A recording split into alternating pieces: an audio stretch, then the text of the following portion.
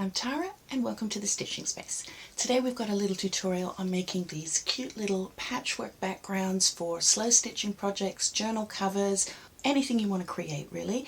And all you need is some fabric that you're going to tear into strips, needle and thread, and a couple of pins. So let's get started.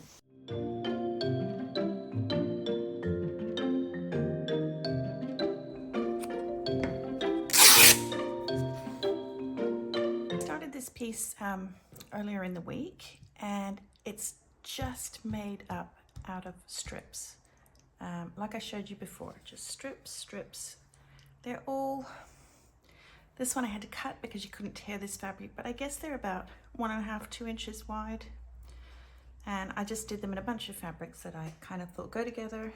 It's literally just putting two together, then adding another, and the way you add them creates the pattern.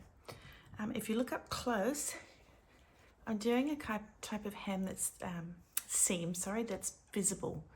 So you can see the little stitches. Now, I like that, which is why I've chosen to do that. If you look on the back, you can see the seams lie beautifully flat, and that's because of the different little type of seam that we're doing. I'm going to show you this. This is one that I made before. And quilters will recognize this is basically what's called a log cabin square. So you start with a little one in the middle, and then you add one bit, and you just keep framing around it, and it creates this really cool framing effect. Now I'm not gonna do exactly this. You can see, if we get that out of the way, bring this one back. This one's a lot more random, and I like random. Because sometimes you want a bigger strip, you want a bit more of this color or a little less of that color. So I'm going to just start, we're going to start it out a little bit like a log cabin, and then we're just going to go a little bit different. So first thing is to decide which one you want in the middle. I'm going to go with this one. Is going to be my little center square. So you just want to roughly chop it into probably a little bit longer. See how that's not a perfect square, but that's okay. So then, because we're going to just sew one more piece on top of that, I'm going to fold that down. I don't know if you can see, just about that much. And I'm just going to finger press it, because ain't nobody got time for irons. Although I do take my pieces over and iron them at point. Okay, then I'm going to decide what is going to go next to it. And I think, yep, let's do that. I'll just take my threads out of the way. So I just want to snip that to about the same. Now, I do normally tear them. I don't know why, I just like doing it. There is no rhyme or reason. Save all your little threads, of course. And we're going to do a little baby hem. Just turn it over just enough. You're going to want to, sometimes it wants to kick out at the sides, so just make sure that's nice and flat. Then I'm going to put my two right sides together. So right side and right side. Don't really need to pin this one, but I am going to, just because it's a little easier.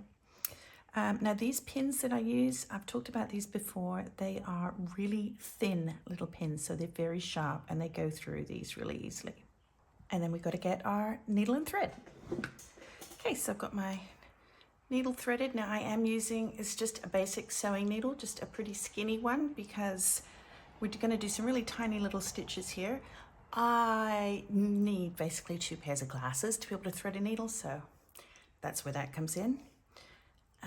Make a knot in the end, so I just do a very slow little wrap around my finger, and then just kind of roll that together, pinch it down, and you got a little knot on the end. So what I'm going to do here is I'm going to just get right at the edge, and what I'm basically going to do is almost like a little whip stitch just over the edge of that. Now another way you could do it is just to sew straight line of back stitch along there, but I like this version where the stitches show in the front, and you can add a bit of color by using different threads. So I'm just putting that through. Now these really are going to be tiny little stitches. Like I'm just taking, can you see that? Teeny weeny little stitches. And you want to pull it snug, but not too tight. Then putting the needle in literally just next to it, and I do angle it a bit to the left. Pull it through. You can see 2 little stitches, and then just pull it through. And so I'm doing these like not on top of each other, but I'm just leaving little tiny gaps. The gaps don't have to be perfect. Nothing about this has to be perfect, because this is playtime. You're doing this to relax, to just get in the zone of what you're doing. And that's actually one of the reasons I prefer doing these little tiny stitches, because I find them very therapeutic. It's like there's a satisfaction about it, of just seeing these little stitches all line up. Okay, sometimes you're going to get a knot in your thread, so this is actually kind of cheap thread I'm using. So just pull it out a little bit, straighten it out, and there you go. So I'll just finish this row and I'll come back and show you what I do next. Okay, so I'm just about at the end. You can see these weren't the exact same size. That doesn't matter one little bit. So just grab a needle, and I'm just going to do, okay, some needle juggling. I'm just going to do my last little stitch. And then just to finish it off, just so it doesn't come undone, I just don't finish the stitch, got a bit of a loop. I just go back through that a couple of times. It makes a little tiny knot. And then just because I'm ridiculously cautious, I tend to just go back through a couple little stitches, pull that out, and I snip it. Now what we've got is we've got this. You can see our little row, little peach stitches. So what we do now, we want to fold it out flat. So I tend to just give it a really gentle little pull, just like that. I'll put it down on a flat surface, and I just finger press it flat. Now that's a really cool thing about doing, when you do the seams this way, is that it's always going to be super flat on the back. But sometimes when you do it the other way with like a back stitch across, you have to really flatten that out. Okay, so we've started. So I'm going to do this one a little bit like a, just pulling my little threads off, like the log cabin. So the first thing I'm going to do is I'm going to trim it. So I tend to put it back down this way just because we want them the same size. And I'm just going to trim that. And I'm going to trim this because now you are not caring if this is fully square, fully rectangular. This is completely freeform. There are no rules. It does not have to be. See, even that, not perfect. But you can fix an awful lot of imperfections by just folding the next hem under. So the next one I'm going to do, I'm going to add some of this gorgeous fabric. Now this was from a damaged shirt I got at a op shop, also known as a thrift store. So I'll just get that to, basically I want that to match up. I'm going to add that there. So if we're considering this is our center, actually I'm going to do it on, this is our center. I like to go that's anti-clockwise around. So I'm going to put that one there. It's also a lot wider than the other one. So I'm just going to cut it a little bit, get it to the right size, and then I'll be right back. Okay, so I've got my little piece. It's all trimmed. It's ready to go on there. So basically I'm going to be doing that. I've just got to fold the ends.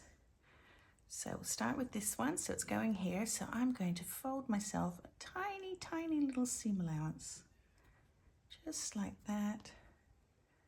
Just like that, as small as I can make it, because I don't want it to be all bulky. I'm just going to finger press that down. You can use a little iron. If I had one of those little tiny quilting irons, I probably would, but so there's that. Then I'm going to do the same with this one. So I'm just going to do a tiny little, This one wasn't perfectly straight, so that's why it looks a bit crooked.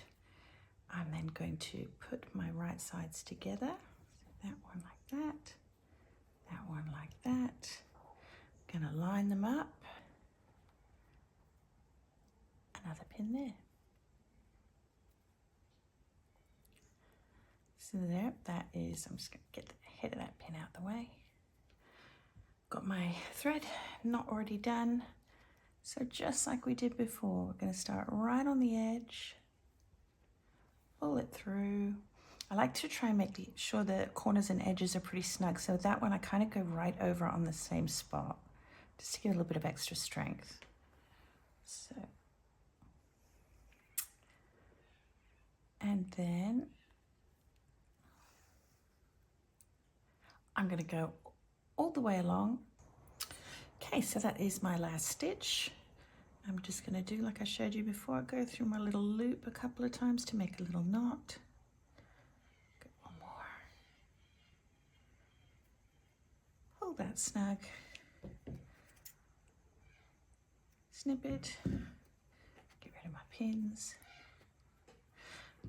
Okay, so let's see if I need to do any trimming before I flatten it out. I probably will just adjust that a little bit, just a little tiny bit. Like I said, this really isn't that important. That bit's a bit funny. That side, yeah, just a tiny bit. Okay, so I'm gonna, like I said, I just give it a very gentle little pull to open it up because I love seeing all those little stitches. It's just kind of a rustic look. Put it down flat, finger press it out. And there you go. And you just continue just like that. So my next one is going to go here, and I think I want that one nice and bright. So I just kind of, I do like to cut them just a little bit longer than I think I'll need them, because it's always easier to trim them afterwards than to try and stick more fabric on, so I'm going to put that there. As you can see, it is a bit longer. I'm going to trim it afterwards. So it's exactly the same thing. I'm going to fold this bit down.